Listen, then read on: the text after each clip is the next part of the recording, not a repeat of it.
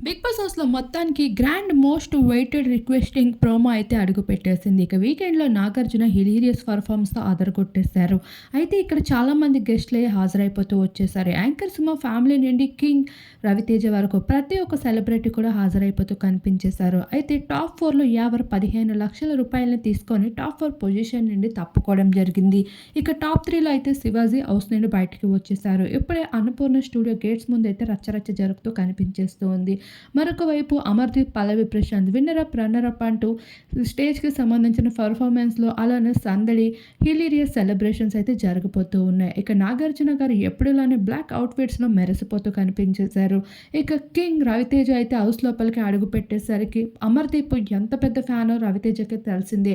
ఇక అమర్‌దీప్ అయితే రవితేజని చూసి అక్కడే మాటలైతే ఆడలేకపోయాడు. దూరం నుండి చూడడం వేరు, ముట్టుకొని మాట్లాడడం వేరు అన్నట్లుగా అమర్‌లో రియాక్షన్స్ వేరే లెక్కలో కనిపించేశాయి. ఫైనల్‌గా అయితే విన్నర్ ఎవరవుతారో అనే విషయంపై అయితే చాలా ఎక్సైటింగ్‌గా ఫీల్ అవుతున్నారు.